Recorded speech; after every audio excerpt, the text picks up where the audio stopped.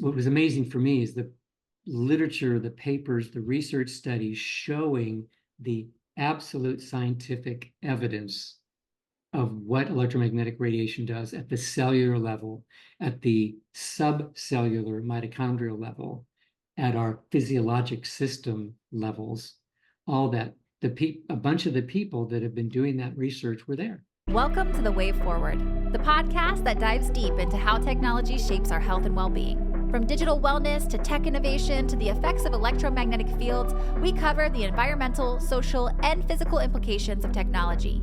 Ready to navigate the digital landscape with confidence? Set your dial to Discovery and tune in. You're listening to The Way Forward. Dr. Robert Turner, thank you so much for joining the podcast. Thank you very much, Michaela. So we've talked before, but because the podcast is new, I would love for you to just kind of introduce yourself a little bit. What is your background and how did you kind of start? How did the light bulb start going off for you with EMF? When we discussed this, I was trying to, is there a key moment when that happened? And I don't think so. I didn't have the experience that many people with electromagnetic sensitivity have, when it's like the straw that breaks the camel's back. You're blowing up a balloon and one last breath, it pops. Yes. And symptoms manifest. So, and I didn't come in that way. I came in because of being a clinician in the world of neurology, particularly pediatric neurology, although I trained in adult neurology and all that, and people with seizures and all the disorders that are affected in the nervous system. Over the last 20 years, because I've been doing this 40 years since graduating from med school in the 80s, early 80s, more and more, we as a society, we're getting sicker. Collectively, hospitals are, they're building bigger hospitals, and as soon as they build the big hospitals, huge new children's hospital in Atlanta, they fill them up, they're boarding in the ER, there's not enough beds. Mm-hmm. And the children and the adults that are in hospitals now are sicker than they were before. I'm not picking on individual people, but as a human race, we have much more complex. So the acuity level that's being faced by intensive care people, ER people, healthcare providers, hospital providers, let alone people in practice, it's more complex and more challenging than ever before. My experience was confirmed with that in the world of neurology.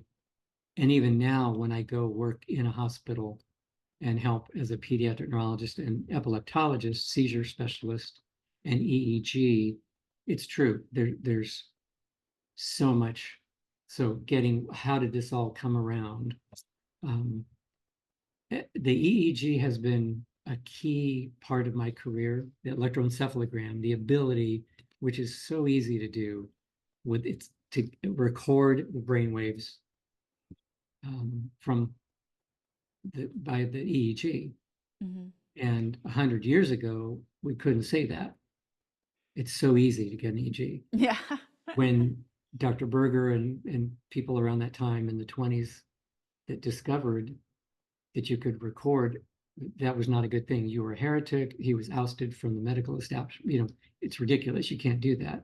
And now, here we are, and we see all that. And so the EEG, for me as a clinician, neurologists like to do lots of tests, magnetic resonance imaging, but I have been seeing over the last 15 to 20 years more and more abnormal EEGs.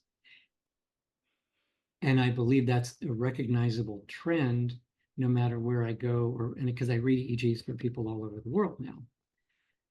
And if that's true, EEGs are becoming more abnormal in more people across the age span, because I read adult EEGs and down in newborns. So if that's true and EEGs are more abnormal, it's either because that's happening, or I don't know what I'm talking about anymore, and I'm making this all up. And I keep myself questioning that, because that's why I trained the way I did and did several fellowships and have 10 board certifications, as I said from the Shrek movie, compensating for something. But because I wanted to be the best trained,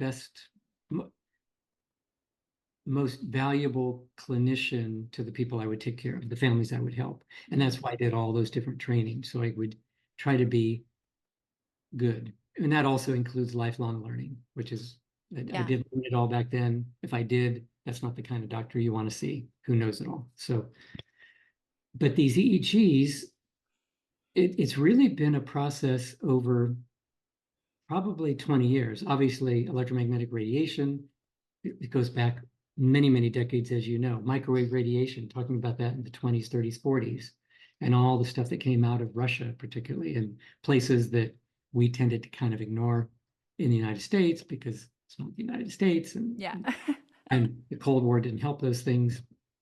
And but seeing these changes and seeing more problems in kids in particular, because that's my specialty in the neurological realm, with more complex disorders and at younger and younger ages. And the thing that really triggered was seeing more and more kids with seizures closer and closer after occurring after birth. Mm-hmm. And again, either it's a sampling error, it just I was there at the wrong time or the right time, and I'm sure you've had this experience as you've come into the awareness of electromagnetic radiation. It's like, if it's that big of a deal, Michaela, then why didn't my doctor tell me about it? Why isn't the FDA telling us about it? It's like, if it's a big deal, they would have told us. Mm-hmm. And I wish that was true.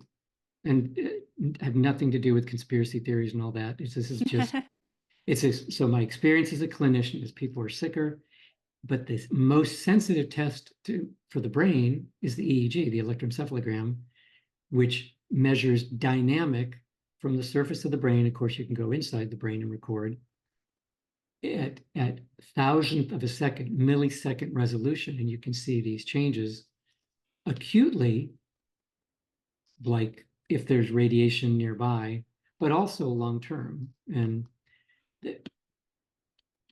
over I don't remember how many years ago, single digit years, I stumbled or was led onto the literature, and feel free to guide this however you want, because you know me, I want to hear it all.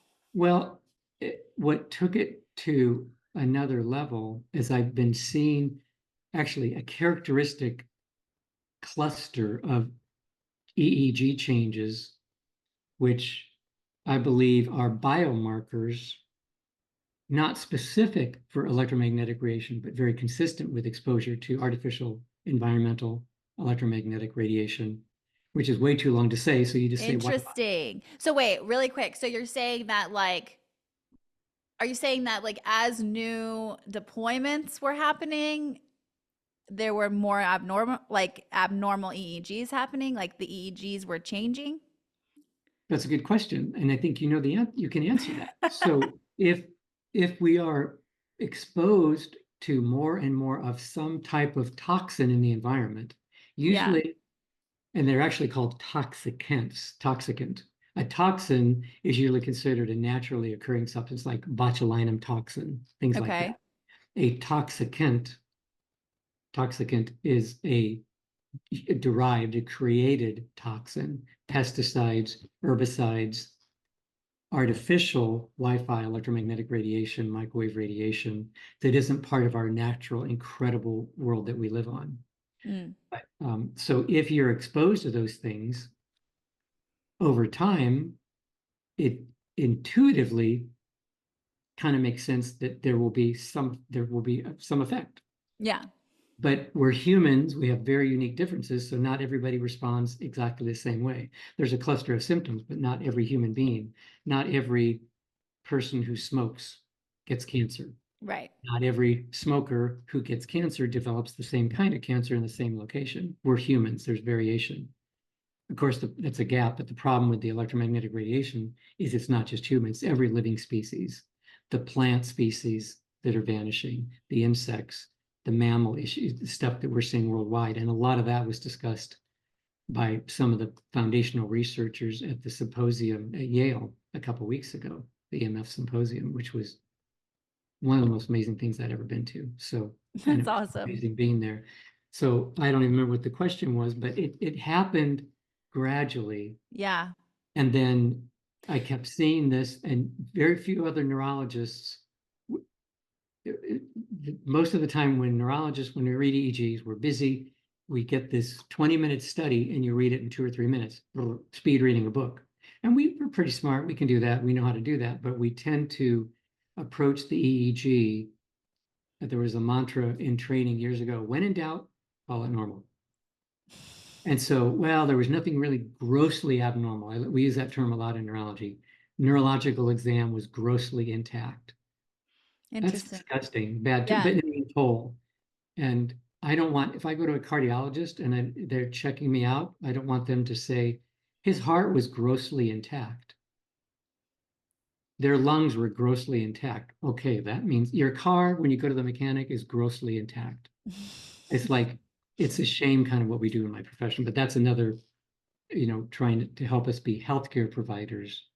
So if And it's not just disease. abnormal, but it's not what if it's abnormal, but it's not within the, category of what they know abnormal means, then it's just considered grossly normal. Probably okay. When in doubt, call it normal. Okay.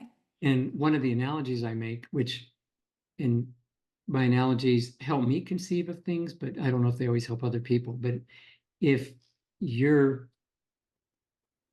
have some problems, you go see a heart doctor, and the heart doctor says, Michaela, let's see, you look a little hypertensive. It looks like your cholesterol's up. Yeah, and blood pressure. So we're going to put you on some blood pressure medicine, some statins, some cholesterol medicines, okay?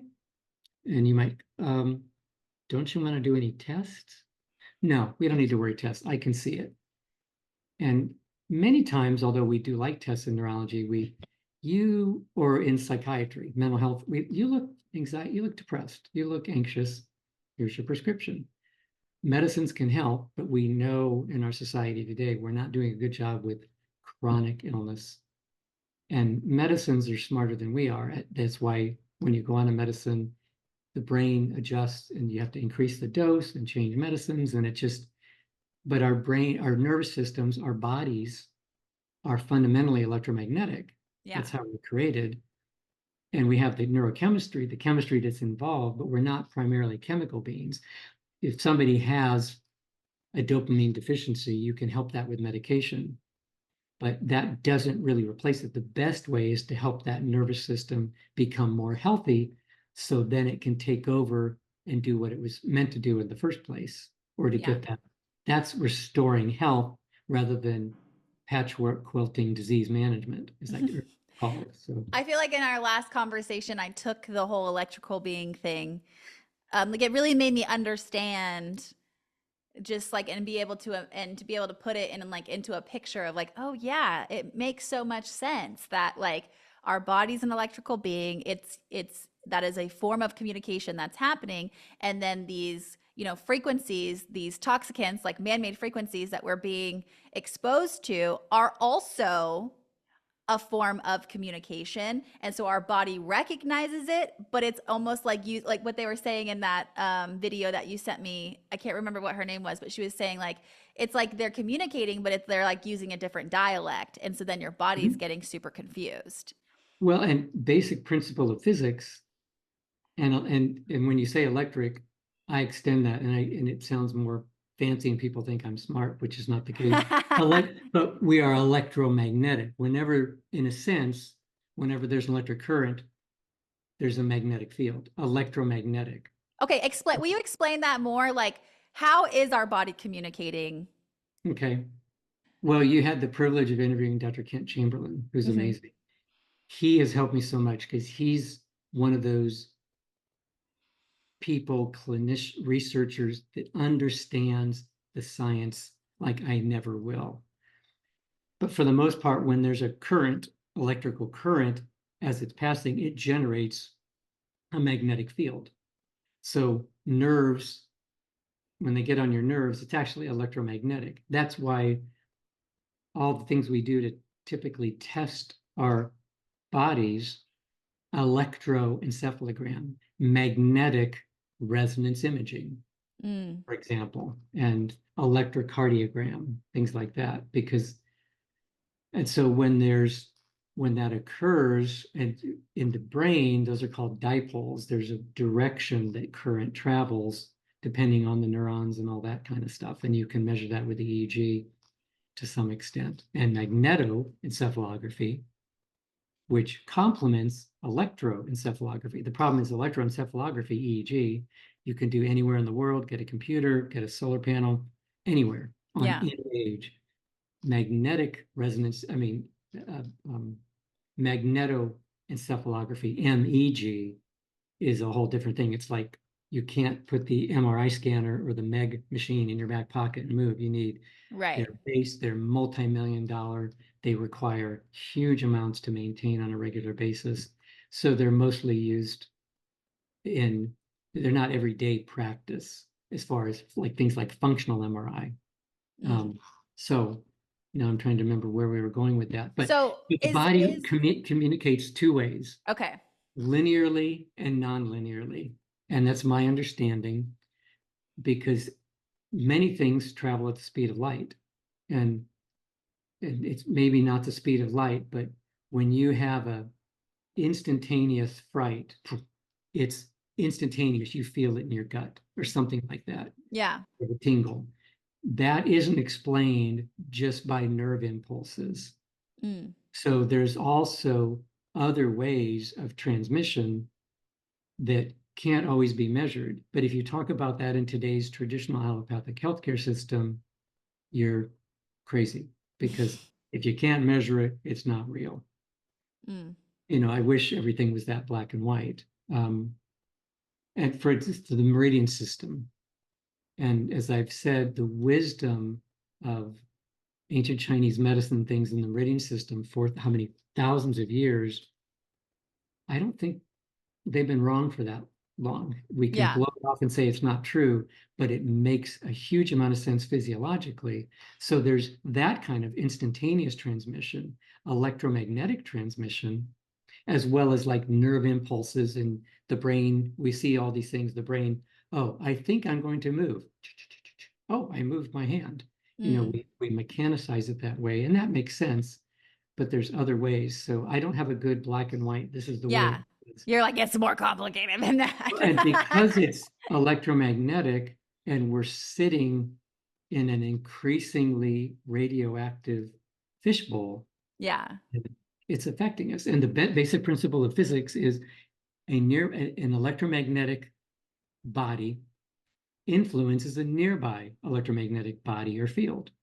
And we are an electromagnetic field, and now we're exposed more and more.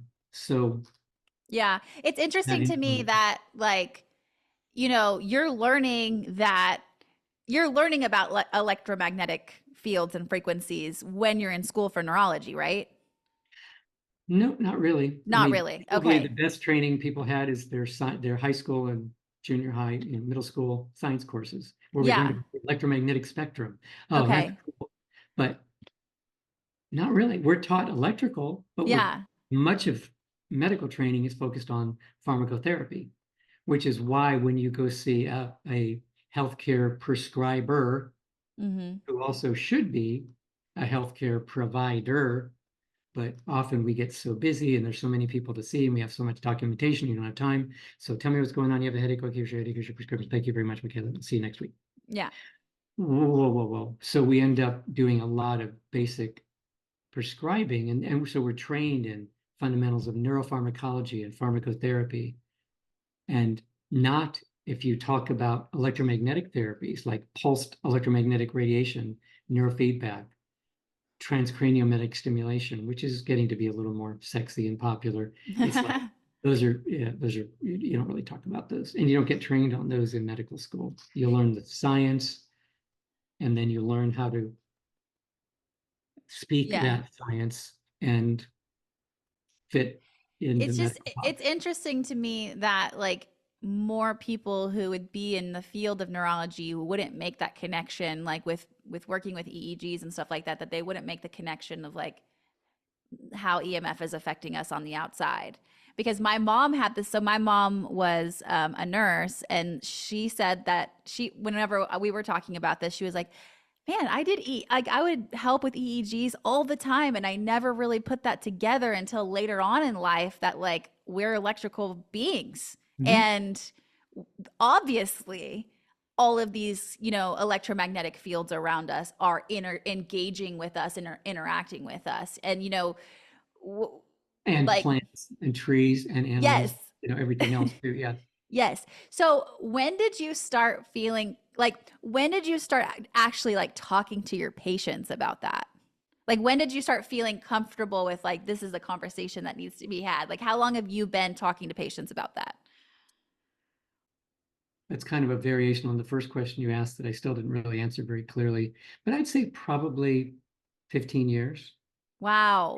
Um, and I don't remember, as I've told you, I make for my ability to remember things, I make up simple little acronyms and I just have a few of them. Like for healthcare, I tell people first and foremost, as a healthcare provider, Mhm.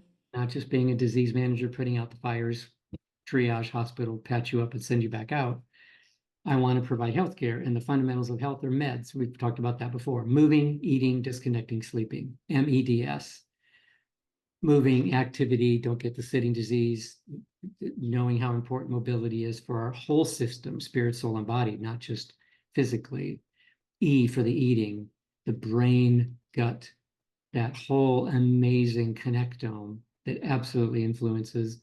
The D for the disconnect, and the S. So I talk about those, and I don't remember when that was, if it was that time, but that's how I started talking to people. And I felt like I evolved sort of into a health coach, Mm. which is I think what a physician should be anyway. Yeah. People learn how to, Teach I people how to don't be want you well. to, I don't want you to come Yeah. back and keep seeing me. I want you to become your own healthcare provider so and we can try to maintain health. And there's no guarantees. Yeah. Stuff happens. But if we keep doing the same thing over and over, expecting different results, here we are, right? Yeah. So probably in the 15 years when I look back at notes, and because some of the recent writings have just been in the last few years, but it started being incorporating. And it was about 15 years ago where I started doing a lot more investigation into quantitative EEG, which EEG is the squiggles, the electromagnetic stuff that we look at. But that is the matrix in a sense. And when you learn to read the matrix, that's giving you functional information about the brain. And you can quantitatively analyze that data to produce those what are called functional brain maps. Okay. And those give you information about the power or the energy distribution in the brain. And when those things aren't working, you mentioned connecting, it's all connected. Like you mentioned with neurologists and things, I think uh, many times in our fractionated subspecialist world we live in today, micro fellowships, and I go into this subspecialty, we don't realize it's all connected. And sometimes in our neurology world, we sort of, as I say, we think the world stops at the brain stops at the foramen magnum, right there. Yeah. It's the brain. It's really connected, spine, nerves, it's all the spinal cord,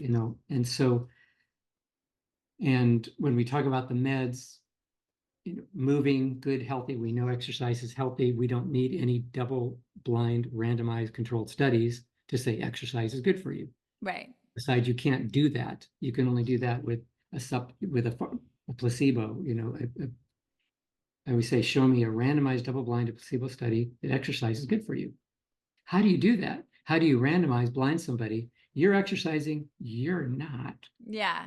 You can't do that. Yeah. And so often when people say with neurofeedback or other healthcare modalities or electromagnetic, show me the randomized double-blinded studies. The hard thing with that, it took 30 to 40 years with the whole smoking nightmare back in the early part of the last century, Yeah. from the 20s, 30s, 40s. When did the Surgeon General's office finally publish their warning about smoking? 1964. Wow. What was published last year which I think is more seminally important than, and not that the smoking isn't important. We learned smoking, guess what? It's not good for you. Right. Not against smokers.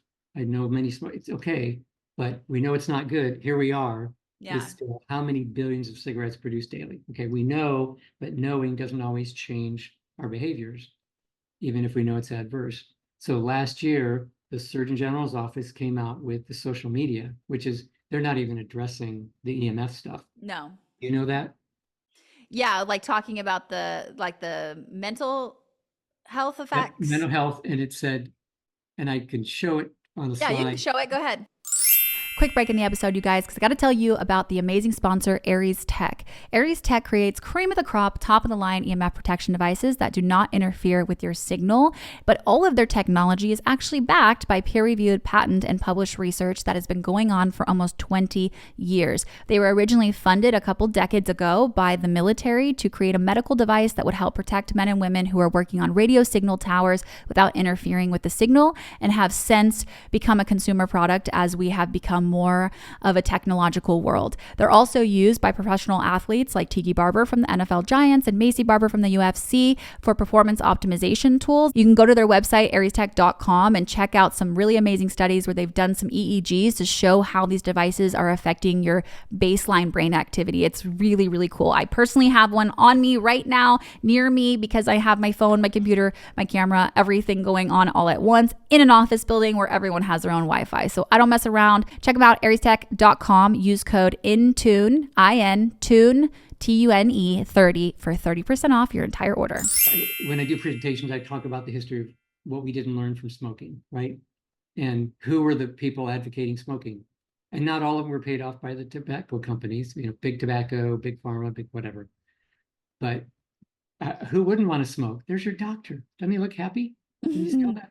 So yeah, honestly, like the whole paying off thing, it's like you really like to think about how easy it is to start a movement when you have finances to money. Yeah, but it only needs to get kickstarted. Once it's kickstarted, now it becomes a belief, and then that belief just trickles in. Now magazines and everyone's talking about it for free. Everyone's talking about it without looking into it because it's just been like the belief system was just integrated in, and so now everybody just agrees it's healthy. Like we're not paying every single person to say it's healthy. And of course, they would have studied this carefully in humans before they released, did the rollout with 5G. Right. It didn't happen. And so Right. there's plenty of intelligent, clear thinking, well-presenting clinicians and researchers and advocates that say, this is the problem and we should be looking at this. In the meantime, we're getting ready for 6G rollout. We keep doing it. Anyway, 1964, smoker, right? We still get 6.5 million cigarettes produced a day, sold a day. Anyway, it's a lot. Mhm. So, and then I usually talk about, as an example, the radium painters. And if you see that movie, The Radium Girls, it's a pretty good movie, but this was radiation and it was used for beauty products. And it took years to uncover, and the people that experienced, the women that experienced the injury from that, it took years. And the physicians that tried to document that, it was suppressed. Those people were humiliated if they survived. And now we look back and go, well, duh, can you believe they were doing radium painting on the watches? But we don't realize. So they were getting sick because they were licking the paintbrushes, right? Right, because they made the fluorescents, but it was also used in all kinds of beauty products. Wow. It was a big thing because it gave that glow. And so it was, radium back then was proclaimed medically harmless. Just like cigarette smoking was. When you go back and look early on, it's pretty amazing. It was not only not harmful for you, it helped you. You thought better, everything tasted better. You had higher energy. You're like, oh yeah. So there we were. So last year, the Surgeon General's office produced, and then you can get this on the Surgeon General's website. It's 20 pages or so, very well written, and public domain. Where is this on social media? They said because they won't come out and say how bad it is. Although just in the last week, Dr. Murthy, who's the Surgeon General, has urged warning labels. Remember when they put warning labels? Well, on cigarettes. I've seen this. Yes, they've been talking about this, about getting warning labels on social media. Yeah, and warning labels on cigarettes. How well is that going to work? Okay, it's fine. And Yeah. the problem with cigarettes, not the whole world is smoking. Is there a person in how many billions of cell phones and everything else that we're exposed to? So this came out last year. It states we, the Surgeon General's office, cannot conclude social media is sufficiently safe for children and adolescents, and outline immediate steps we can take to mitigate the risk of harm to children and adolescents. That's a big deal. And it's well written, it's clear, there's a bunch of references, and here we are. And again, the problem is they're addressing social media, which is absolutely huge, cyberbullying and all this stuff, but they don't take into account the blue light effect, which is one electromagnetic aspect. And then social media and all those other things come on the waves of electromagnetic radiation, which is you can't see it, smell it, taste it, touch it, or hear it. Right. Part. And if you are one of those electromagnetically sensitive people that can sense any of that,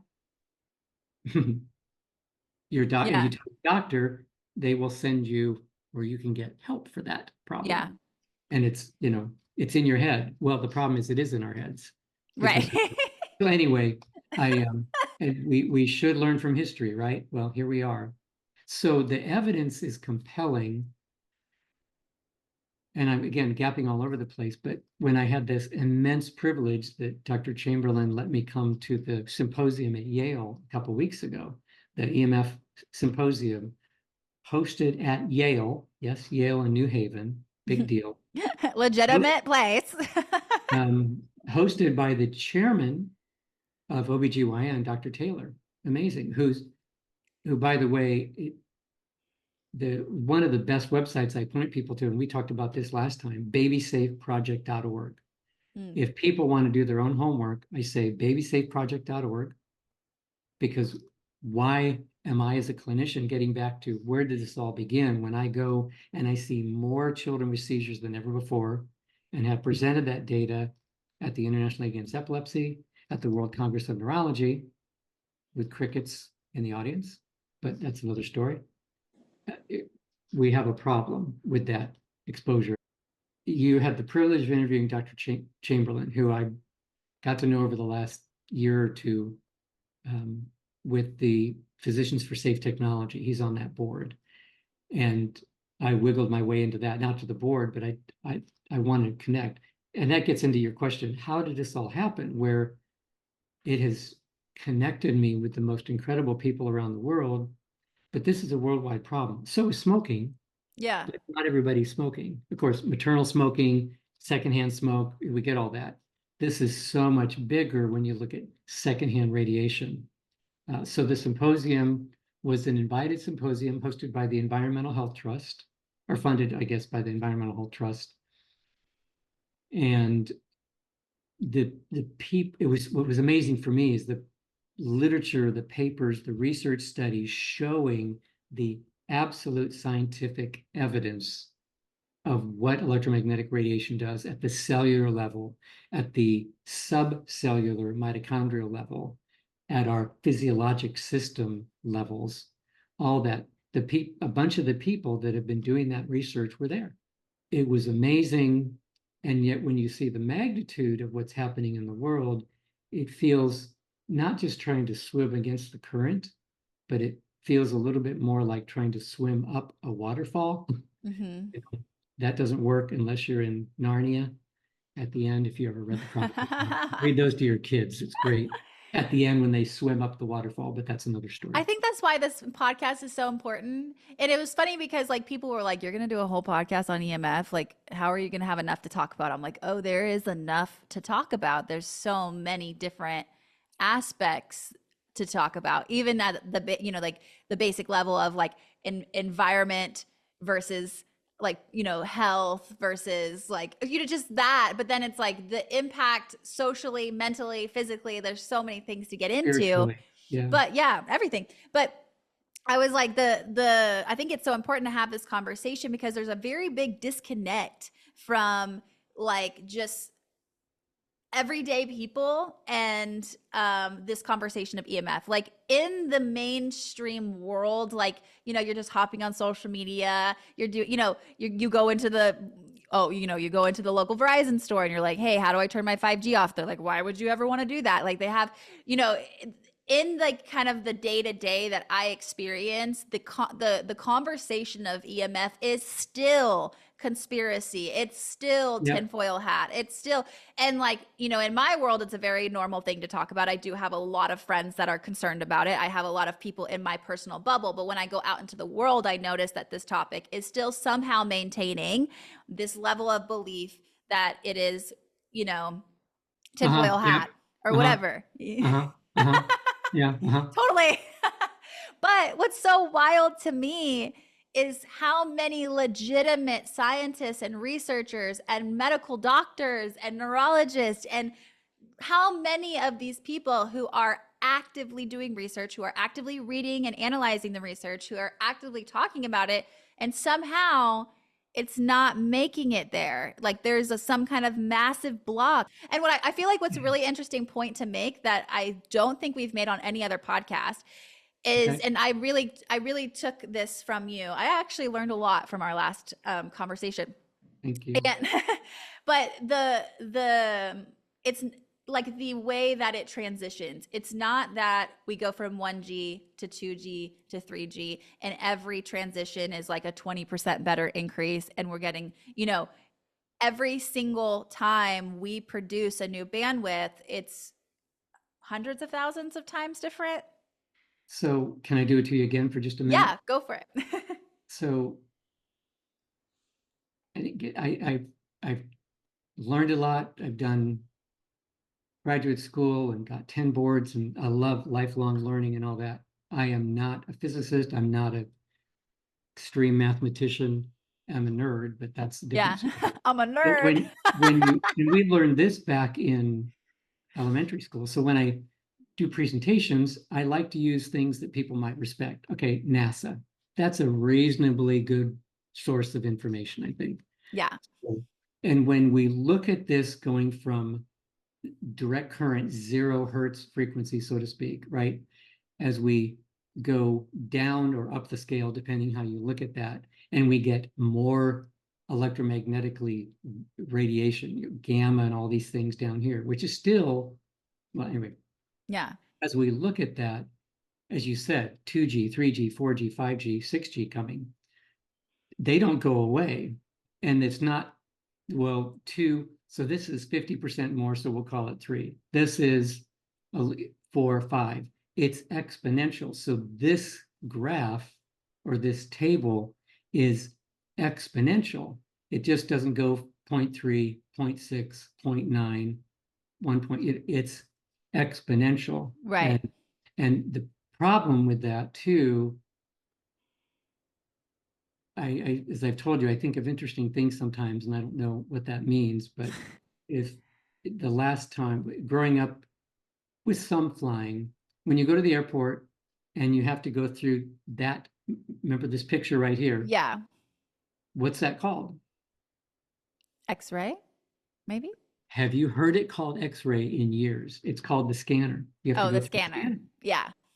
It used to be called, you had to go through the X-ray machine. We Yeah. don't call it that Yeah, that's anymore. true. Like you said, we tolerate it long enough or change the names because that will neutralize things.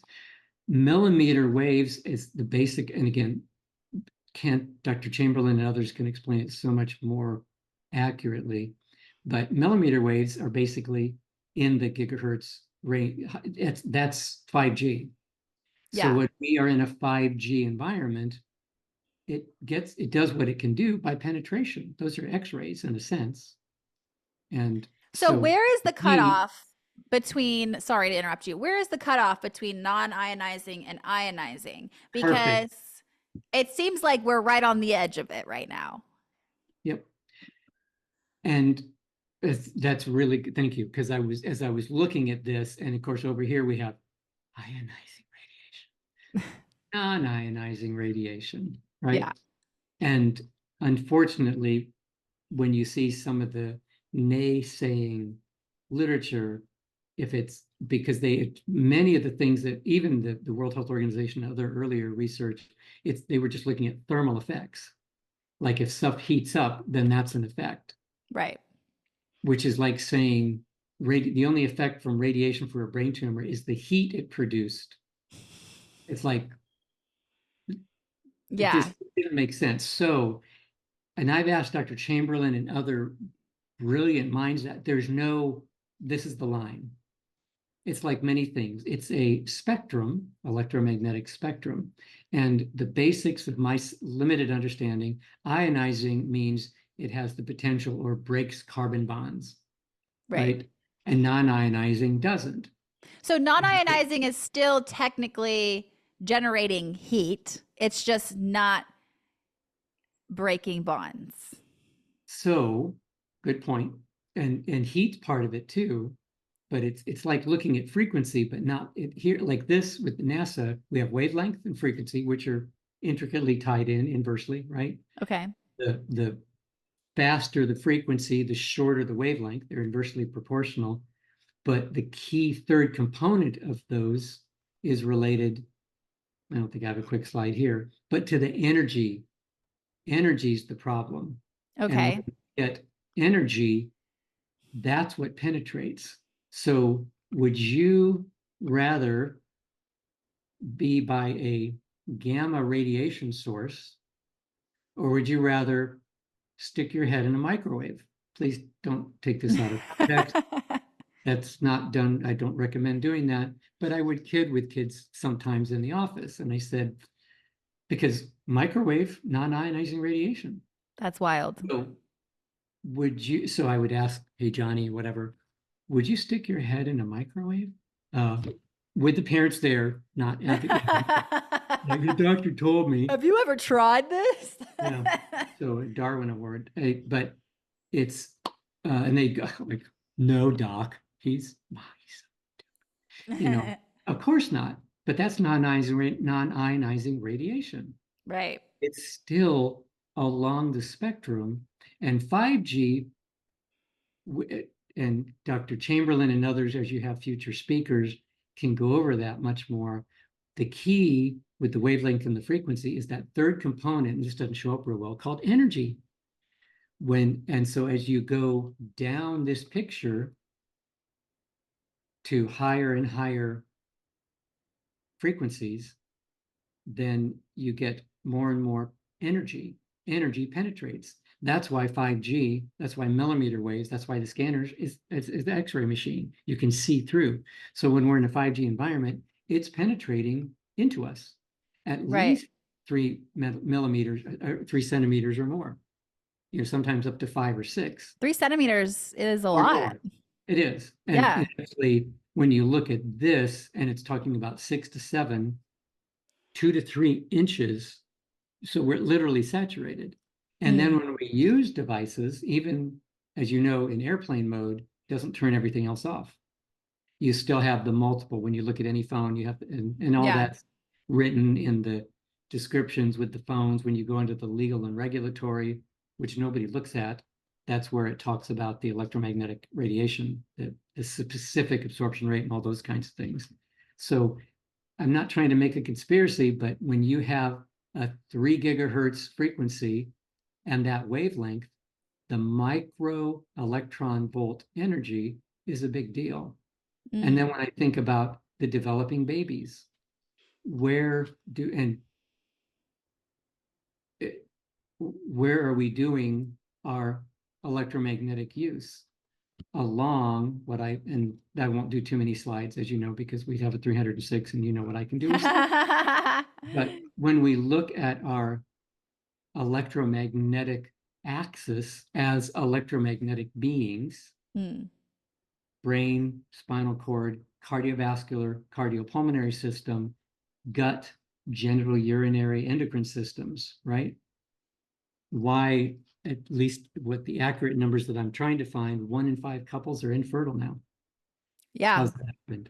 Well, look at it. Yeah, and you know all these things, so we're talking about the same stuff, but that's where we use our devices more along those most sensitive electromagnetic organs. And I personally think that sudden cardiac death, which is increasing dramatically, is directly tied, at least in part, if not significantly, by anthropogenic, human-made electromagnetic radiation.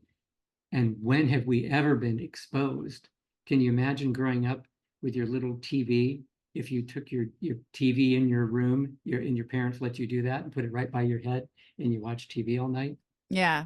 Oh, we do that stuff, or we have it right by emitting. Yeah. So why are we having gut problems? Why are we having genital urinary problems? All that kind of stuff. So I may have been going somewhere No, else. it's so completely wild. And I really want to like highlight this one more time again in a different way. But because the other thing is it's not just so the exponential growth between 1G, 2G, 3G, 4G, 5G is significant. It's not just like a small. It's not a But straight line. It's yes. the other thing that we haven't really talked about either is that they don't turn 5G on and then turn 4G off. They don't turn 4G on and then turn 3G off. It's all culminating. It's all there. Additive. Just It's additive. stacking on top of each other. So like we might even be having, which, Dr. Kent really broke down the FCC safety limits and how ridiculous they really are and what they're based off of, how old they are, the study they used, all of that. But what's so crazy to me is that like even in the safety limits that we have, we are not considering like the culmination effect, if that's the right word, but the compounding effect, there we go, of all of these different frequencies like being just left as we're continuing on. Like what's going to happen as we keep bringing more and more of these new bandwidths? Wally. What is that? Sorry. Like, where is he coming from? So the movie 2008. Okay. Wally, Oh yeah, Wally. Okay. Eva. Sorry. Wally. Have you watched it? No. Please get your husband. Your kids might Okay, like it. Wally. It's 2 hours. It's like way too long, but it is a scarily prophetic movie. 2008. In Wally, of course, it's the scorched earth. When you Yeah. talk about human, now we go to 6G. Yeah. As that rollout happens, I don't know, but that movie it's a Pixar, which is kind of fun. And Wally, and you find Eva and all, but Yeah. you see the devolution of the human race, let alone it create, so they're on a spaceship, but they've left the Earth on the spaceship where they live out generations, and you see this devolution. They're not exercising, so they're being scooted around in electronic vehicles. They've lost bone structure, so they sit in their chairs. Their food is brought to them in liquid form, so they get to drink that. They have screens that they communicate even if they're sitting next to each other. So if you can make yourself watch through it with your husband, so I use little clips sometimes from that because it's scarily prophetic, and that's 15 plus years ago. And Yeah. it's so much more now. But you're correct. The additive effect, and Dr. Chamberlain can so much more eloquently do that. It just doesn't switch. It's not like we gave up. We still have 8-track and 33 and a third, and then beta and VHS, and Yeah. CD. No, Yeah. they go away. They're gone. And but that's not the case with electromagnetic, and I like the term, Dr. Weller and others use it, anthropogenic EMR, electromagnetic radiation, because we live in we are electromagnetic beings that live in an electromagnetic universe that is increasingly electromagnetically toxic. Wait, so what'd you say? Anthropogenic. So anthropogenic. What does that mean? Genos from the Greek, when you look at the root words, anthropos is the Greek word for human. Okay. A little more male, but that's not quite androgen, so we're not dealing with gender bias, thank God. Anthropos is the Greek word. Anthropos is human. Okay. Anthropogenic, created by man. So man-made or human-made. I'm not trying to be Okay. gender biased. Yeah. It's human. I guess we can't even use the word human sometimes because it's got man in it. But anyway, but it's the derived stuff. And we've known for what, 15 years. And I think that one of the first National Geographic podcasts came out in 2013 or 14 about the change in mammalian migration habits and things Mm, caused by human-derived anthropogenic electromagnetic radiation. So yeah.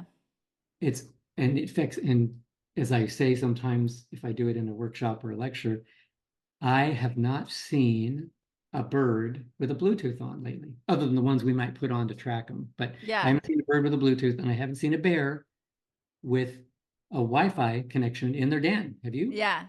You know, and they're being affected. And here we are immersed. And another analogy, comparison, whatever, is it's like nuclear energy is amazing. Nuclear energy can empower the world and or destroy the world. How we use it. Electromagnetic science, electromagnetic energy can do the same. You know, we need it. It's healthy. We need our electromagnetic universe to sustain life the incredible way it's done for so long. But we're interfering with that. And so Yeah. Wow. So at the symposium, did they have any like kind of hope for the future, or did they have any ideas for how we could kind of shift directions? Like if everyone were to wake up tomorrow and be like, okay, pause, this is it. Like, what is the direction that they would, you know, go? good question. You always ask good questions. And you want an answer. I don't have an answer. So, as I said, for me personally, with these truly world experts, it was amazing. And Mm, collaborating and sitting and talking with them over meals and our breakout groups and stuff, it was amazing. And of course, they loved having me there because I'm an MD, you know. And yeah. but somebody I think that understands we are electromagnetic beings living in an electromagnetic universe that's increasingly electromagnetically toxic. So what can we do about it? And if we all woke up tomorrow or today, hopefully, Yeah. uh, that and said, "Okay, it's time to change." Yes, it could change. It could mitigate, even like the social media warning that the Surgeon General. We need to act immediately to mitigate the harms that are already occurring. Right. If we can eliminate them, could we go back? Because we're not going to go back to a pre-EMF. We're not going to get rid of 2G, 3G, 4G, 5G, 6G, and who knows what else, right? Yeah. You can't just wipe And the they're slate clean. incredible tools. Like I Yeah. said, when you go to the two most EMF toxic places on Earth, airports and hospitals, you want that to be used for good. The Right. problem is you can't separate it. They come with a risk. They come associated, and using it also has potential human risk and all the known documented side effects of artificial electromagnetic Wi-Fi radiation. Yeah. So what were you saying? Oh, so if we woke up and said, what can change? Uh, the simplest thing first is awareness, and we're not aware, as you well know. And so, although I was awe-inspired and amazed at being a part of this symposium with these people, on the other hand, sometimes when I would go back to the room and talk to my wife in the evening, or it was like What do this we is do? Yeah. it's discouraging because here's the world experts. We know this stuff. It's not a conspiracy. It's real stuff. And remind me to talk about the precautionary principle because that's one of the most important things that I want to leave a point on. Okay. But it was, and these people have been doing this for years. These aren't spring chickens, and they're doing incredible work and have been doing it a long time.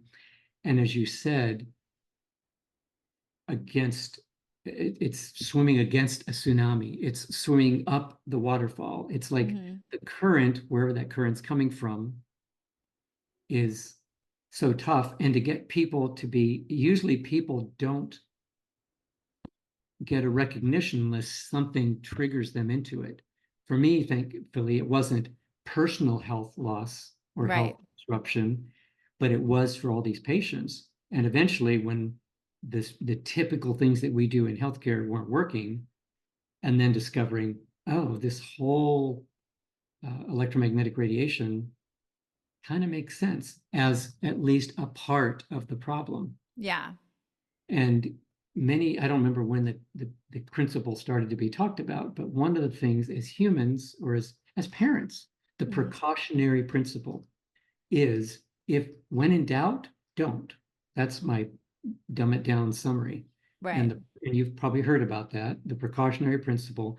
If there's not clear-cut evidence that something is without harm, be cautious. Precautionary principle, especially as we get younger in pediatrics, in the formative developmental years. And so many of the parts of the brain are still developing into the 20s and 30s. But we're all taught, 20s and you're kind of, that's it. And then, You're dead. so, yeah. So that's why I'm still running and learning languages and all kinds of other things. I feel like I'm going to keep doing this. So the precautionary principle, and here we are where we assume, what happens when we assume that, well, of course it's safe, or they would have told us. And the FDA or whatever organization that approves the National Toxicology Center, all these places would obviously tell us the truth, so we can trust what they say. Mm. Yeah. And we don't learn from history, radium painters, the whole 30 years with this whole smoking and the research, because back then you could find papers that were showing how good smoking was for you, maybe often funded by Yeah. outside. So any paper you read, you always have to look at funding and bias. And I'm a human, so I'm biased. One other thought that popped in a little while ago, when you talk about the evidence and the hundreds and hundreds and hundreds of papers, and you're not going to find a randomized double-blinded study, but lately there's been what I've learned when I did my master's in clinical research. You can prove anything you want from the literature. That's how we talk about in academia. Well, the literature says, da, da, da, da. Right. So the literature, you can prove anything you want. And there are studies, the acute, and some colleagues in the epilepsy and neurology world, the acute cell phone, you can find studies that do an acute study and say, well, there's no evidence that the cell phone is making any changes. Right. And those are short term, right? Yeah. And I mean, and you can find others that say it is. I mean, it makes sense. In the old days, before they did better improvement with the screens, you could put your phone by the computer screen and you would see a sort of deformation in the screen from the magnetic field. Mm. I don't know if you remember that, but that was, Yeah, it's like, I've also seen some YouTube videos lately where people can like light a light bulb with their like a little LED light with their phone. Have you seen that? yeah, Where they well, like and if you, depending how you want to believe, oh yeah, that's just done with, Photoshop or whatever, right? So whatever. But the papers, there's no effect. And again, that might be true. It depends their methods and how they do the studies. To me, if you hold a radioactive emitting device close to you, common Yeah. sense, whatever. But when I see these short term, because there's acute, like somebody getting radiation therapy for a tumor, Right. and then those people, many of those will have long-term effects from that radiation, even though they're still not getting the radiation. But these acute effects, if there's no effect in some of these studies, to me, it's kind of gathering a whole group of healthy volunteers and putting them in two different groups and letting one group smoke 3 packs a day for a month. And at the end of that month, acute exposure, they didn't get cancer. So it's okay. They didn't develop emphysema. They didn't develop severe bronchitis. So smoking's okay. There's no ill effects. Yeah. It's all how you design your studies. You can make anything look the way you want it. Yeah, a big part of what we want to do with the way forward is like really educate people on how to do their own research, because that's such a big thing, like do your own research and come to it. But it's like, don't be doing like Instagram research. Like, you need to actually learn how to digest a study. So my husband, he's went to school for environmental science, and a lot of what he does at the lab in our city is digest research. So that's kind of who I'm learning through, is like, hey, help me figure out what is this actually saying. But that is such a big part of like people not really know, and that's what's so difficult, is like they're getting all of their information from whatever source of news or outlet or whatever that they're watching. And it's being Well, yeah, I mean, I just saw guides the it. news. I just saw and Your I was like, social really? media feed will feed exactly, ultimately, what you've been looking at. So Right. it will bias us just by the feed. Go ahead. On the news, I saw, I was like, it was like really promising at first because I was really excited. They're talking about EMF, and they were like, people on social media are raising concern about EMF with AirPods and blah, blah, blah. And then they have this doctor come on and say, well, we don't know what will, he goes, well, we won't know what will happen 10 years from now of you using your AirPods every day. But as of right now, the research doesn't say, nothing in the research says that it's harmful. And it's like, what did you just say? Which is, they piggyback statements like that to make this one sound true, which is obviously the only way you can make a statement like that is if you've read every piece of pertinent literature. Anyway, But it's also saying like, I mean, basically the message was it's safe. And, right. because it's safe because we don't have any literature saying it's not safe. But he's literally saying, and I'm like, how are people just watching this and not putting the pieces together of someone saying, well, we don't know what this is going to do to your children. I see kids that are 4. I see We do literally, know, but yeah, yes, yeah, but like small children walking around with AirPods in their ear I know. all the time in stores, and like it's kind of a social thing now, and it's like, we don't know what's going to happen in 10 years, but as of right now, it's fine. I'm like, what? Precautionary principle. I don't know if you'll record this. Screw it principle. Like, Yeah. smoking again. Right now, I'm doing okay with smoke. I don't smoke, Right.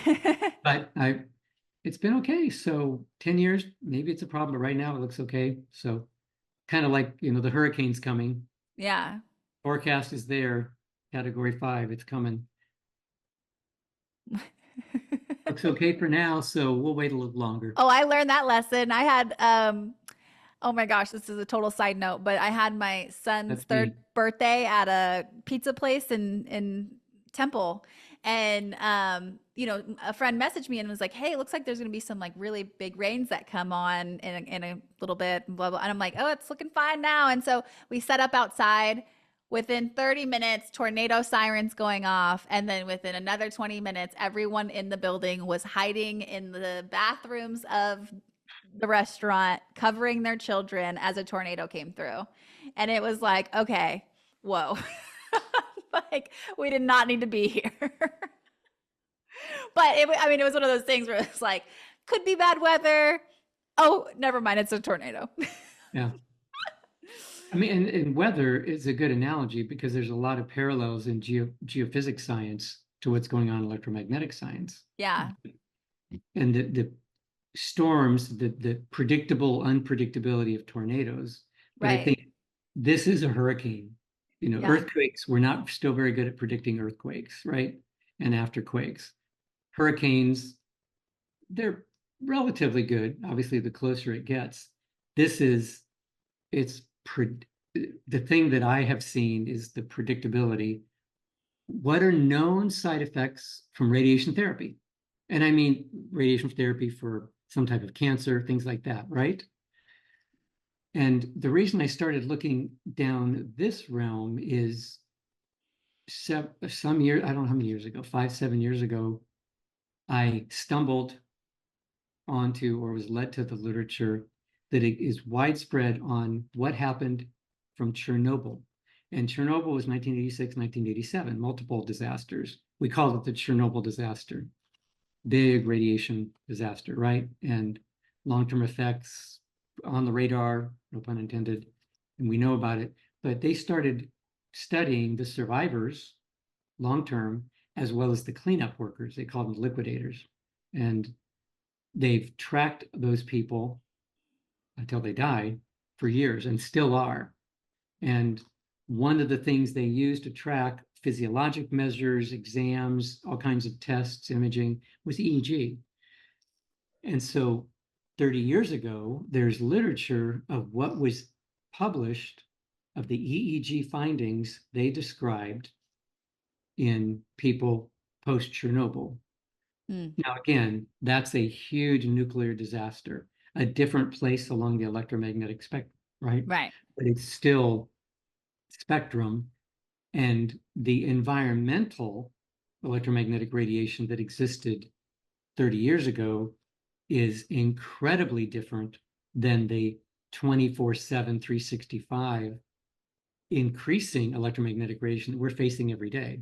So Right. to me, they're related, even though we're in a different part of the spectrum. Apart from we already talked about why ionizing, non-ionizing isn't a crucial point. So, and I had noticed, going back to my ahas moments that you asked at the very beginning of this interview, or whatever we would call this, that the EEG changes that I've been seeing more and more over the last 15, 20 years. Why is that? Am I reading more incorrectly? Am I doing EEG wrong? Or is it really, and as I tried to keep testing myself on the findings that I'm seeing, it makes sense. EEGs are more abnormal. And that's correlating with more neurological and multiple system problems in humans, in pediatrics in particular. But this literature, so they studied the individuals that were exposed to Chernobyl that survived and the cleanup workers 3 to 5 years after the disasters and 10 to 13 years after. And they've been studying them ever since, but they did it with EEG. And they have papers not published in any what Americans would consider reputable journals. One of the best articles was published in the Spanish Journal of Psychology about EEG, because that's where these authors, because the Chernobyl is in the Ukraine, so this is all in the Russian, Ukrainian literature. I mean, that's where a lot of this came from and published, didn't make it into our high-level American publishing. So EEG changes, and they describe these, and I came across these papers, and it was the same features that I have been seeing. And it was like, is this a coincidence? Or is there some parallel? And so I've been continually tracking and working with that, with the papers and what they saw, because there's acute effects, or early effects, they call them the first 3 to 5 years. And then there's the late effects, 10 years and beyond. And we know radiation produces early and late effects in different degrees. So then I started looking at the literature. What does radiation therapy do? And it's amazing how there is some, but there's not that much. It's like when people have to go and they have cancer and they're getting radiation therapy, are you going to argue with your doctor about the side effects? Like, you need radiation for your cancer. You just suck it up, you got to do it. So I organized it by major organ systems. Then I took the existing literature, which is far, far more Wi-Fi radiation over the last really 60 plus years, but even more. And it did it in the same system categories, body systems that we sort of divide in medicine. And similar, well-documented symptoms and more caused exclusively by electromagnetic radiation. I'm not saying that, but it's definitely, as you said at the beginning, it's everywhere. It's part of the picture. And so this is where, and I presented this at the symposium, wanting to get feedback from these world experts, like, show me where the flaws. I don't want to be in a delusion any more than I might be about this. If this is making sense to me, and it makes sense when I go into the hospital, when I take care of kids, and when I try to help them, how do we mitigate? How do we start to reverse this? Because when somebody is 60 years old, they've been smoking their whole life, and they get diagnosed with their first cancer, lung cancer, and then they stop smoking. Great. but Yeah. Your there's body's already full of trash. awake, Yeah. and the same thing, as you said, what if we all woke up tomorrow and said, do we realize this problem? What are we going to do about it? And so anyway, um, and so I saw these symptoms, and then that led to, me in acronyms, the MEDS acronym and the CIRS, chronic inadequate restorative sleep. So I made up another acronym Mm.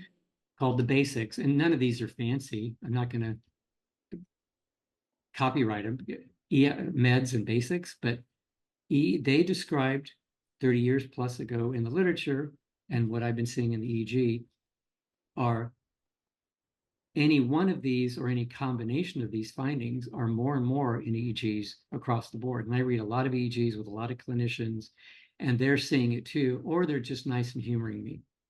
I hope that's not the case. We're seeing it because if you see a change, you see elevated fast activity, you see this EEG, and on my screen, and I can't show it to you now because it has patient information, EEG on this young lady here and 6 months later, and her EEG is slowing down. She's 20. That's not supposed to be happening. Yeah. And then other aspects where the EEG slows compared to what you would expect for a neurotypical EEG. And then the evolution of what are called spikes. And why are we seeing more seizures worldwide? And then the whole problem with our whole circadian system, which you could see in the EEG, but then that's a whole nother issue. So I made up that acronym, and that's what I hope to be publishing in the next year or two and collaborating with people, and not trying to put out stuff that I'm going to have to publish in the Spanish Journal of Psychology, which is an incredible journal. But Yeah. that's why I'm trying to stay engaged with the international epilepsy and neurology community, even though, as you alluded to, most of us in that profession are so busy, I think, in the triage hospital, putting out the fires and trying to find the right pharmacologic solution for a problem. We're still we have a rich allopathic system, right? Pharmaceutical surgery. I call it drugs and dissection, D&D, not Dungeons and Dragons. That's kind of where we live. But there's a whole world of healthcare that is in addition to that allopathy, that sort of narrow thing. And if that's where we live, drugs and surgery, that's why when people keep going back to their prescriber, I'm having this problem. Okay, it got a little better, and then so we increase your medicine. It didn't work. Okay, we're going to switch medicines. We're going to add medicines, and we do the It same totally thing. makes sense how that happens because it's like, it's like once you get your degree and you find a job, then it's mostly that you're just kind of in this endless cycle of seeing patients and needing to get to the next patient. And like, it's almost like, and then You don't have time. then filling out your files after you've seen your patients. Yeah, you have no time. So it's like, you know, one thing that I learned kind of going through, having babies and all of that is like, okay, just because someone has like an awesome like MD in front of their name or whatever, it doesn't necessarily mean that they know what they're really doing anymore because they haven't been consistently learning. It's like you want to find a doctor who is going to continue learning and Lifelong continue. learning. Yeah. Yes, instead of I get why it happens because of like the way that the medical system is set up. It's just it keeps you so busy that you're just kind of like everything that you learned in school is implemented. You kind of get into the rhythm where you really start to get it now of like, okay, when they have these symptoms, you prescribe this. And when you have this, you prescribe that. And like, you just get into that rhythm and then it's really hard to get out.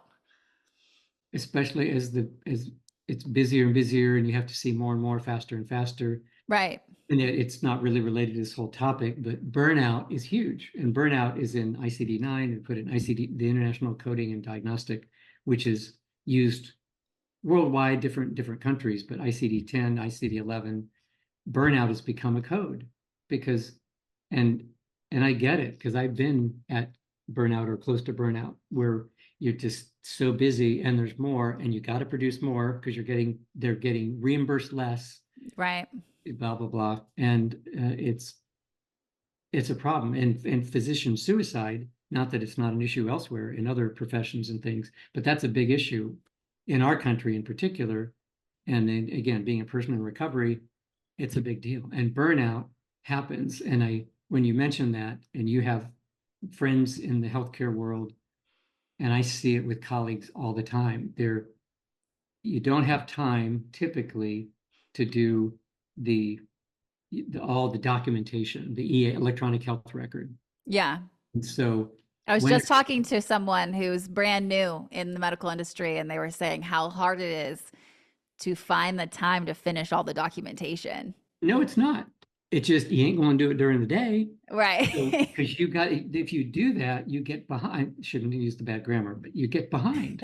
And if you have to see these number of patients, like I remember at our institution, when one of the family medicine docs, they had to basically turn patients around every 12 minutes. And they were Wow. expected to see them, examine them, get the history, and do their documentation in the 12 minutes. Can't do that. Or if I was doing this the whole time, yes, Michaela, I'm paying attention. Um, Go ahead. I'm listening. yeah. Yeah, right. Okay. And how old were you then? Like, okay. Wait, are you a man? Oh, wait, you're a woman. Okay, never mind. And I tell people, do that at the dinner table. Go sit around the table and then get your phone out and tell them you're paying attention. Like but that's what we're kind of forced to do. And it's not working. And most people that go into healthcare fields do it because they want to help people, health. Yeah. And so that human connection, which is still pretty cool, we can at least do it over Zoom and other electronic media. It's so much better in person. Right. You lose so much that way. Yeah. But it is possible to do it, and it has to be possible, because if you don't finish your documentation, you get penalized by your institution or your office, and your records get flagged. And I remember years ago at the institution I was at, that they started putting in report cards at the end of every week. And people that didn't have the right grades over time, every quarter, then they would start subtracting from their salary if you didn't have the high enough grade because you didn't complete it. So it makes you do this so you can have it done, and people get burned out doing that. So what I know with many colleagues is like the old days of charts, they go home, do whatever their evening stuff with the kids, maybe put the kids to bed, and then you get wonderful time with your spouse, right? No, you get on the computer and you start doing your notes, and 3 to 4 hours, and you don't get paid for that. And one Yeah. quick analogy, again, this is off the topic, but you stepped No, on but this. it's good. I feel like it's good to understand because, we can have our opinions and, especially in my world, you start talking about the medical industry and we can have quite the conversation sitting at the table talking some smack about it. But also I feel like it's important to understand the people and how it happens to them and like how the system is just not set up for really good growth. Yeah, It's and not really, yeah, the electronic healthcare was developed with a good idea, a good vision. right. Ultimately, so we could, no matter where you went in the world, your electronic healthcare system is there with you. And any state you go to, any hospital, any provider, they don't communicate. Often they don't communicate within the same institution. And so that it's a concern because burnout is huge. And then you're up late, you're on a screen, and then you go to bed and you get up and you do it again. And that can ultimately be burnout and discouraging, because how many people like I got accepted to med school. Yeah. I got my residency at a top one Ivy League institution. I'm so glad. They're not EOR at that point. EOR comes later. So Yeah. and so that's the human element too. And then when they're doing that, they're on the computer, they're in the electromagnetic environment, their sleep is not what it's supposed to be. And then we go to work the next day, unless you're on call, and then you're up for part of the night. So you get disruptive sleep, and then you're supposed to function at 100% through the day. It's a broken system, and it feels like the analogy I've made, and I cut you off again, but it's we, and I said, but like, I don't care, I'm going to do it anyway. But I want somebody, because I'm not an artist, I want somebody to paint a picture. The vision I have is a picture with a field, and in that field is fires. It's like the hospital, and there's people getting burned and injured, and the healthcare people are running all over the place trying to put out the fires, bandage the people, and then get them away from the fire. In the meantime, there's a wall, and on the other side of the wall is an entire army with fire arrows. And they're continually, and the army's coming in and they're firing the arrows over, and nobody's stopping the arrows. And it's just busier and busier. Patch them up, get them out, patch them up, get them out, patch them up, get them out. And it works for a while, and then they come back to the ER. This medicine, put you on this medicine for the seizures. Okay, come back to the ER because you have more seizures. Okay, we increase the medicine. And it's like, I don't think Hippocrates and others had that vision with health. Right. Yeah. Here we are. I'm interested, like with the symposium happening like at Yale with all of these. I mean, they're also professors, right? Some of them. Yes, absolutely. Yeah. Yeah. So are they Academics, talking climate. about EMF like in their classes now? I don't think so. Okay. And again, my scope was narrow there because we met each day in a different location. And so it wasn't like Dr. Taylor was given the Taj Mahal to present for all these international people coming in. So Yeah, I'm interested to see at what point, or if there will be a point that becomes part of the education. I would love to see that. Like, what electromagnetic spectrum? I mean, no, let's study pharmacology. Yeah. You want to study electromagnetic medicine? Yeah, that's like for nerds, right? That's not real. Yeah.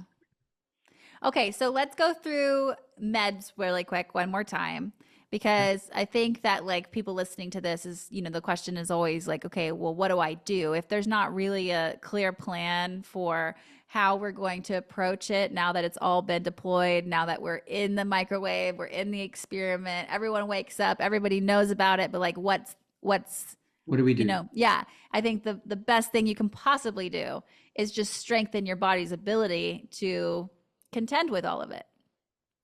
So go through your meds analogy one more time. Well, and again, what you said, a good thing, resilience and resistance.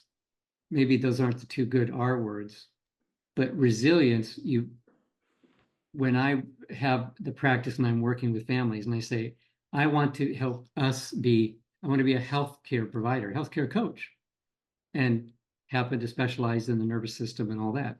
So we're going to use this meds approach as a healthcare. And what I found is when people, it's kind of intuitive as well. If somebody's has a significant BMI and horrible cardiovascular problems and blood problems, and they start to make substantial changes in their lifestyle, guess what? It's going to improve to some degree, right? With or without pharmaceuticals. And so living health, as I said before, it's not a guarantee. You do these things and you will live till you're 110, you'll never have disease. Like, welcome to the world. Right. So the meds is move, eat, disconnect, sleep. Prescribing meds. So what does moving involved? One, like I mentioned earlier, when I put the desk down, I stand usually when I'm at the desk working in the morning. And then in the afternoon, I love to sit down. So that moment when you're like, yes. When I'm reading, I do my stuff in the morning, go for a run or whatever. But moving, because the sitting disease, I think they came up with that term in about 2012. Sitting is not good for us, really, spirit, soul, and body, but physiologic parameters. And a lot of clinicians understand that. So how can we be more mobile? And, yeah, this doesn't count as mobility. This is not cardiovascular exercise, right? So moving and then eating, the brain gut, and I don't know, nutrition, and you look at the MAD, the SAD, Standard American Diet, SAD. There's other acronyms. It's like, the problem is it's much cheaper to eat poorly. And if you want to, or it's much quicker to eat poorly, usually the things that take preparation. So the whole eating healthy, eating green, drinking plenty of water, all the things, because we're whatever 85%, whatever percent, huge percent of us is water, right? So we want to replace that. So those are just things of basic physiologic parameters. I'll skip the D, the S, sleeping. We have long before COVID, a pandemic of sleep, chronic, inadequate, restorative sleep. Key point, restorative. And we're not very good at estimating our own sleep, except when it's bad. And sometimes when it's good, plus the sleep environment, about the sleep sanctuary. We sleep, we think we sleep, and I still run into people, the phone's under the bed or under the pillow or right at the side of the bed, the router's outside the bedroom, the smart meters outside the bedroom, the booster, all that sorts of stuff. It's not a safe, it's an electromagnetically very toxic place. And yet I don't feel it. It must be okay. So this disconnect in the sleep is where I spend much of the time, because people kind of moving. I get that. I should be doing more. Shoulda. I tell people avoid the shouldas. Yeah. Because you end up shoulding all over yourself. So anyway, hopefully that wouldn't have to be bleeped out. No, you're good. And then, the health, but it goes together. But the more we become addicted, consumed as we're doing digital things, we're typically sleeping less, typically not eating as well, and typically not moving. So they're, as you said, they're integrated. They are so integrated in, and it's so wild how much you want to move your body when you're eating well, and how much like you want to disconnect when you're feeling good because you've been eating well. And it's amazing how like you just it grows. Yeah. Yes, but you're like, because I've been in ruts where I'm working, because I work from home and I'm grateful to be able to do that, be able to work from my computer and my phone and all the things. But sometimes I have days where I am like, whoa, it's like, I'm on it so much, then it disrupts my sleep. And I kind of get in these weird loops where I have to like completely like, objectively look at it and be like, okay, this is not healthy. This is not a good example. This is not all the things, and kind of start again. So it's like, for me, the very first place I start is disconnecting, because it's the very first thing that I do. I'll go just like lay my body on the earth, literally, or take a really long shower. Like for whatever reason, showers really help like just balance me out. But Mommy, then, are you okay? yeah, right. And then like go for a walk, like move the body, go for a walk. And then, it's just amazing that like, it's like your body will start to communicate. It's like, I don't want to eat the crap. It's like whenever I'm on my computer and, and then it's like, you're just kind of snacking because you're like, oh, I haven't eaten in 6 hours. I'm hyper, whatever they call it when you're really focused. Hyper focused or Yeah.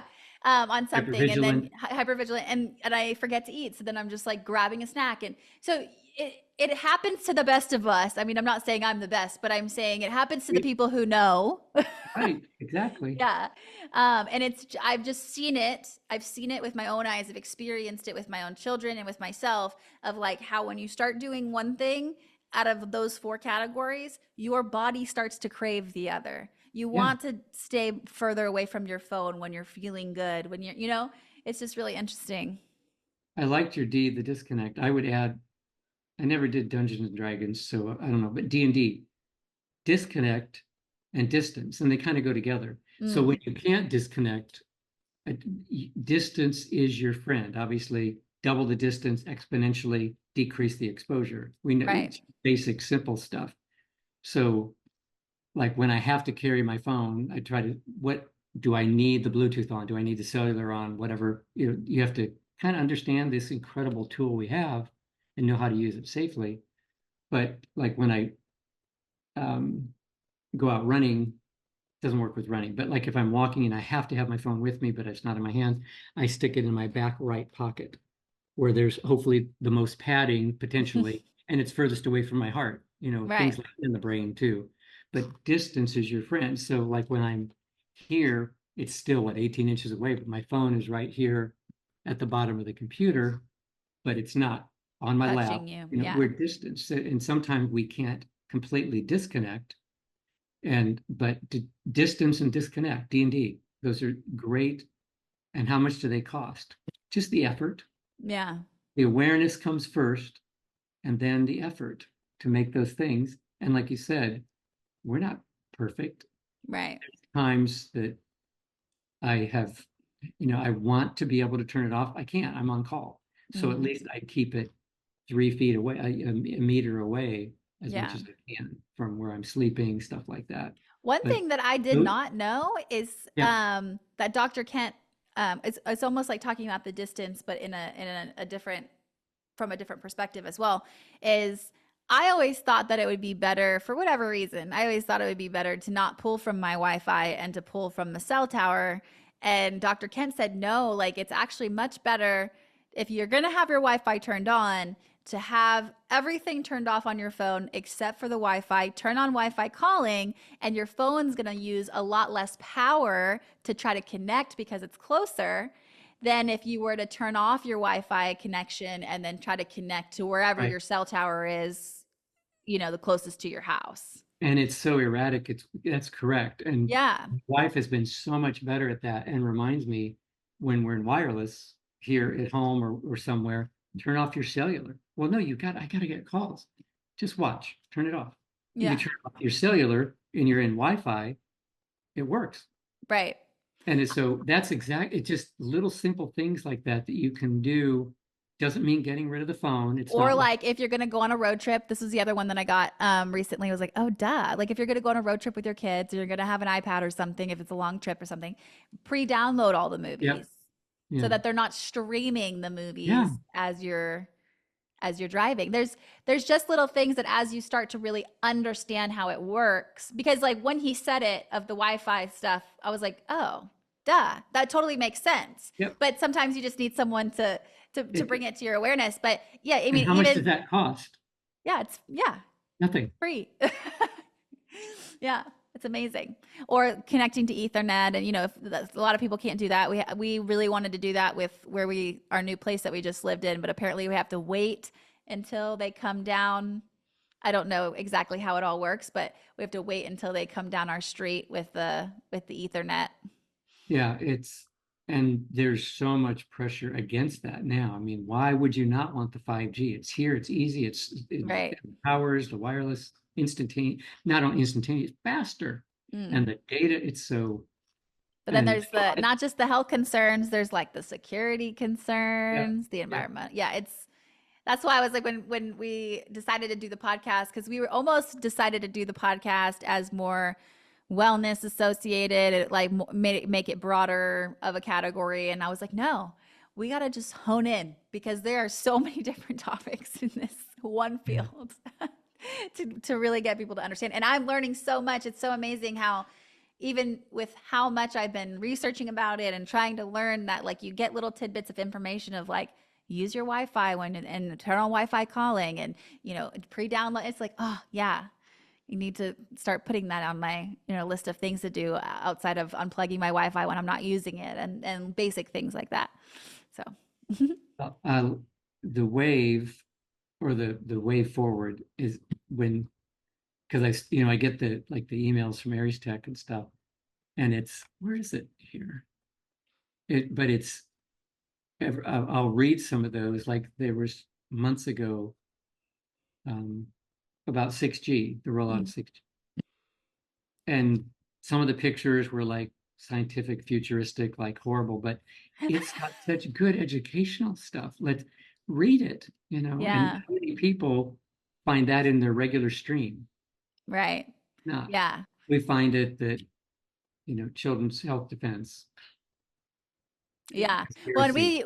we really try to send people there a lot. I'm like, please guys, partake in the conversation. Like we just opened up the opportunity for people to share their own EMF story, because I really discovered that like you were saying earlier, I know your story didn't go that way, but the majority of people whose story or people who I talk to around EMF, their story evolves around how they just got really sick and they Yeah. couldn't ignore that was an issue.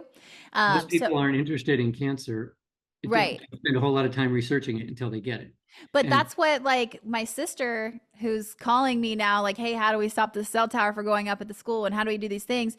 she listened to one of those stories and was like, those are my symptoms. This is what's happening to me. Yeah. Like my ringing in my ears every time. Awareness. Yeah. Yep. So we just opened that up of like kind of going beyond just the science and research, but allowing people to come in and tell their stories. So if you guys are listening and you have a story to tell, go to wave.ariestech.com and share your story, because we really want to create this place for people to really connect with each other. And then we're always sending people to the Environmental Health Trust, because the Environmental Health Trust is just like the nucleus of science. They have all the research and all the things you can participate in and everything. Like the first thing I said to my sister was like, you gotta contact the Environmental Health Trust, because Dr. Kent was just telling me that they help people fight the cell towers at schools. Yeah, they're doing that. One of the lawyers that's affiliated, I mean, it's amazing. And they wanted me to try to help with some of those. I just don't have the bandwidth or the Right. skill to, from a legal, get into those embroiled battles. And I've done a lot of forensic stuff in the past, and it's never a fun thing, because but you can help a lot of people, and it's amazing how much how you have to fight this. And but anyway, the way it's awareness, Yeah. like you did talking to Dr. Kent and others, like, oh, I had no idea. And that's when people hear this, it's like, what are you selling? You're trying to sell us those Faraday devices. Yeah, they don't Right. work. First start with the simple stuff. And it's not, you don't have to spend thousands of dollars to get your EMF paint. I mean, you can, Yeah. there's ways to do that sorts of stuff, but start when people come out of my office or whatever, when they talk to you, it's like, man, the fire hydrant just knocked me over. Low hanging fruit. Yes. Yeah. I learned that from my chiropractor. He's like, okay, well, what's the, like, I know you have a lot of ideas, you need all these testings, all the things, but what can you do today? And like, what can you start with right now? I mean, that's the thing, is we all wait for the tests. We all wait for the results. We all wait for when it's like, we know we need to be drinking more water. We know we need to be eating better foods. We know we need to be unplugging our Wi-Fi at night. It's like these things where, when you're going in, it's like, don't wait for the results. You don't want to get them until, and it's like, just start. For many of us, that's what it takes. We get to the point where Yeah. um, we're not shaken out of our place until we see something happens, or we go through. And again, it wasn't, thankfully, my personal medical issues, but it was what I saw with all the patients and the families that got me into this, or catapulted me further and further. And it's like, how, by practicing what I call electromagnetic health. We know about dietary health and brain health, supposedly, and like exercise, mobility health, electromagnetic health. And each of those meds, MEDS, has a health component. Sleep health, the sleep sanctuary, electromagnetic health, gut health, and physical activity, mobile health. Yeah. And and they feed on each other. The more you do it, they're not separate entities, they're related. And so it's amazing when people start straightening out some of the disconnect aspects. It's like, they really are sleeping better, and my gut's better, and I feel like not just sitting around on the chair all day. It's contagious in a good way. Yeah. Well, thank you so much for being here. Thank you for all the time.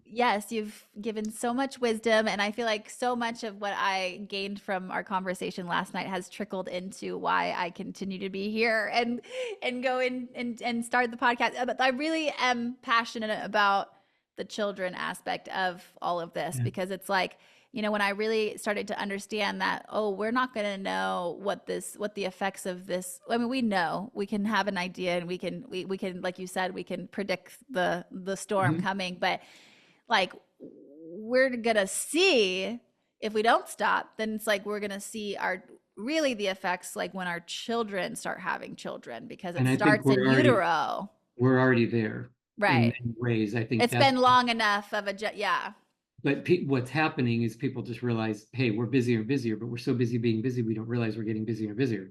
Right. And sicker and sicker, and we're not looking at the cause because we don't have time. Right. And that's exactly what you said. I think the tsunami is beginning.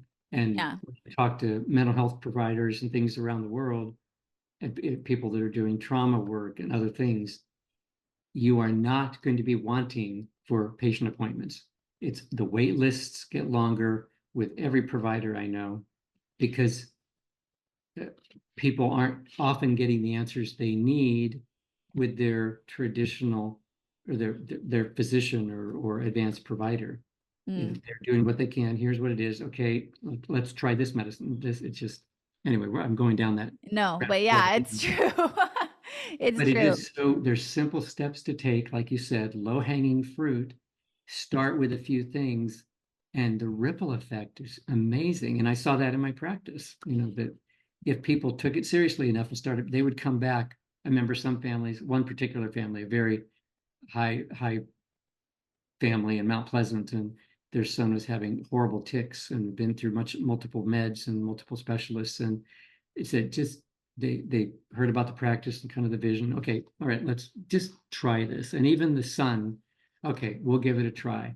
Nice. 2 months later, by the time they came back, mom had already on her own, not weaned him off 3 of the 5 medicines that they had been prescribed. You're like, not by my recommendation. But Yeah. and they came back and said they were stunned. And what did I prescribe? Meds, MEDS. Yeah. And not That's everybody amazing. gets that kind of response, but let's work on health. And I'm glad you're doing this. And when you called, I said, how long can I put this off? Okay. And then here we are. Not you personally, but it's like, I love doing this, but I don't like doing this. I don't like being on camera and stuff. Oh, well, hopefully you were comfortable. I'm very comfortable. It was very enjoyable, and it went fast for, gosh, it's only been 15 minutes we've been talking. I love it. Okay, where can people find you? Are people allowed to reach out to you? Can they find you? I have a very low tech website, network Low neurology. EMF website. Yeah, low EMF, low tech. I mean, I don't maintain it. But there's a way if people want to have like a mentoring session. I don't do telehealth. I don't practice neurology, except like when I'm doing the hospital stuff, the traditional in the matrix things. But networkneurologyhealth.com is the website, and it's okay. It's on the list. I've got to upgrade this and make more active links, and it hasn't been high on the list because I get so many people that hear about me or connect from different places around the world by word of mouth or colleagues that it's okay. That's the way to be. That's the way to be. I have a whole people. Yeah, go ahead. I have a whole media coordination business that doesn't even have a website because it's all just been word of mouth. And like you mentioned, Environmental Health Trust, websites that are good, Environmental Health Trust. And related to that is the Baby Safe Project. And I also point people. Can you talk really quick before what is the Baby Safe Project? Because we didn't mention it on here, what it was. Yep. So Dr. Taylor, I'll just do a quick share with you, and eventually we will finish by midnight. So babysafeproject.org is the name of the website. And obviously it's geared towards pregnancy, baby safe. Yeah. I point as many people as I can. They have wonderful resources. A lot of it is common sense made plain, as you know, but at least getting people to think about it. And when we started this, and I didn't bring up the topic enough, kids, the developing child from actually preconception, but conception, intrauterine development, one of the most amazing miracles in the universe, and yet one of the times where we know about maternal trauma and how that affects the developing baby, but where is all of our electromagnetic use for the most part? How many people, pregnant moms and things, do you see there with their iPad or their phone? It's on their lap, it's right there, right next to the baby. Yeah. And those babies are growing, developing electromagnetic miracles, and that stuff gets affected. And I think that's partly to explain why there's so many more genetic anomalies, not just because we're better at genetic testing, and why there's so many more MRI abnormalities and so many more neurodevelopmental issues going on. So it's they have the science with it. They have a joint statement that clinicians can sign. They have free materials. So it's not as a deep dive as Environmental Health Trust. I still recommend that one. And then the other one is Physicians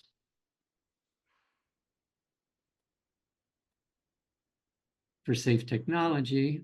Come on. And it's mdsafetech.org. And it's put together by a clinician and a group. And Dr.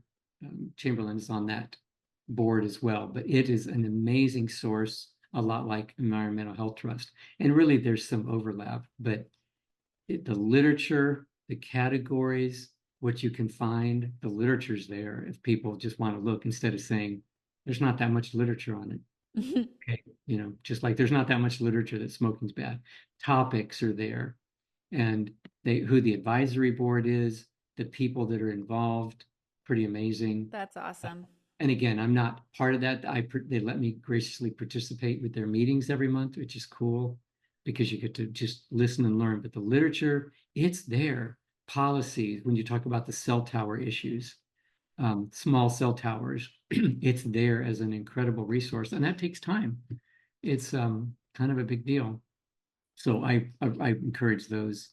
There's others that I have in my handouts, but you got to start somewhere, small steps, and otherwise it's just like he gave me 14 websites to go to. Like, yeah, all you have to do is sit down for an hour. And I mean, you could sit down for a lifetime, but I'm saying like to just just get beyond the point of, oh, well, we didn't know there's not enough research, not enough, and just sit down yeah, and look at what's being presented by all of these very legitimate researchers. It is not tinfoil hattie. I know that's not a right word, but I love like it. tinfoil hattie. That's cool. All right. Well, thank you so much. And hopefully we'll have you back soon Okay, to thank dive you. more if you're open to it. I know you don't love the I don't love that part, but I love interacting with people and trying to get people to be healthier because Yeah. I see there's just so much hurt, Yeah. so much suffering. Yeah. I would love to do an episode in person someday. I hope we get to do that. That'd be awesome.